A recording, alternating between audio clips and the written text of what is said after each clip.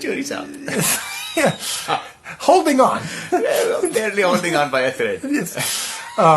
So 7 years is when we did a short film called The Two Thieves, where you first played Jesus for me. At least you've done it for that play that you've done. But for this Jesus, this portrayal of Jesus, actually started 7 years ago, and it was just for my church, and then we did it again for my church, and then we waited a year, and yeah, then we did it one more then time. we did it, yeah. And I feel like what we're doing now really does feel like an extension of that. Like, I remember early on, the first thing we did was what's going to ultimately happen in season 6, which is the crucifixion. Right. We jumped right into the deep end of the pool, and so the first frame of film that I ever filmed of you as Jesus was you on the cross in tremendous distress, literally, because we were shooting in a rock quarry in the freezing cold in Chicago. Yeah. But you were in character. I mean, it was a deeply intense moment. And then it wasn't until the following years that we did things that were more like what the show is, which is we actually filmed an early version of you with Nicodemus, and where we first started to explore the humanity and the notion that Jesus had a sense of humor, that he teased. We had this moment where you kind of teased Nicodemus. And it's where so I feel like this is an extension of that. It really is, just on a grander scale. But what does it feel like now? What's happened? I mean, what's happened with this show that we're now going into season 2?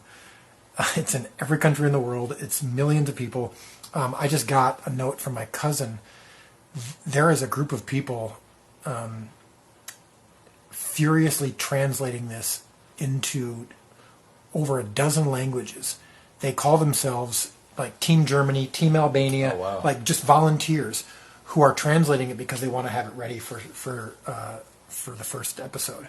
Wow. And it wrecked me when I saw these little pictures of people like on their computers trying to translate it. It's just extraordinary. And think so are they translating season 1? Episode 1. Episode 1 of season 2. Of season 2. Whoa. Already, just trying to have it ready as fast as possible. That's wild. So anyway, I'm curious what you think. Like, do you ever have these moments of like, man, think of where we started and now where we are now? Yeah, I look at some of the photos like from the first 4 episodes, and just knowing that we didn't have anything other than at least 4 episodes, and being like, well, let's see where God takes it. Let's see how he uses this to affect the world.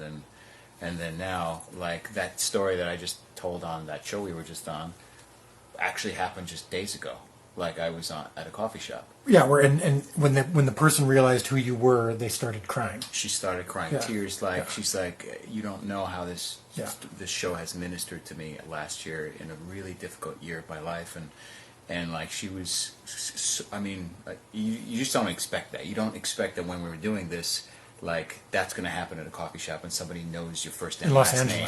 In Los Angeles. It's not, I'm like, there's no one's going to know me here. Yeah. Like no. And in Provo, Utah, that was a daily experience. But so it's extraordinary, man. You know. But remember, you and I were just at we shot a few things in our studio at our church. Yeah. We shot in a rock quarry in the suburbs of Chicago. Yeah.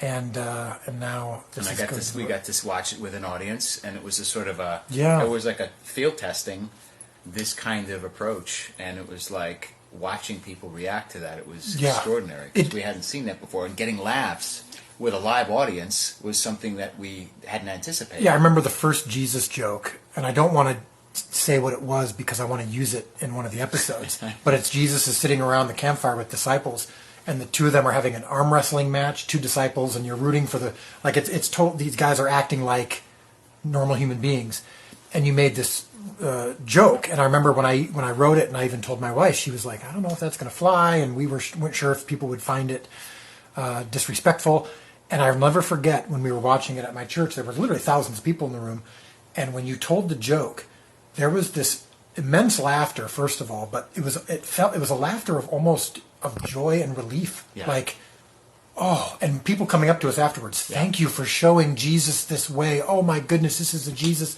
that I know. Yeah. And that was when I really knew we were onto something, but I still had no concept of the show. Yeah.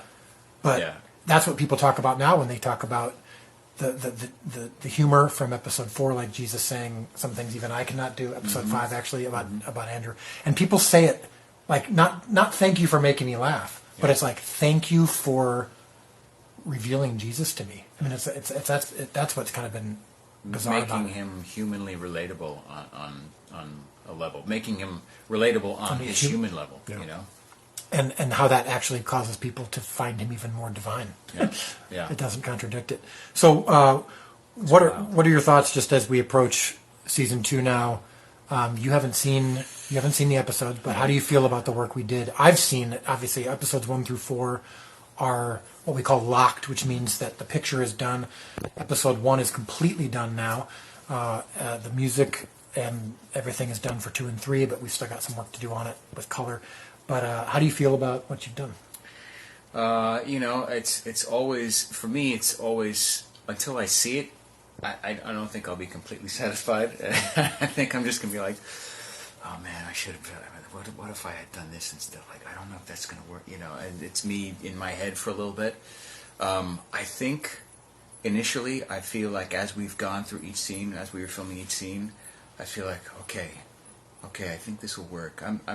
I'm never quite sure of myself until I actually see it put together. Yeah, but you and I have developed a trust. Yeah. And I Exactly. I don't say this with any arrogance, but you've told me that you have a trust in me to know that even if you're slightly unsure, Yeah. that you know I'm not going to let it.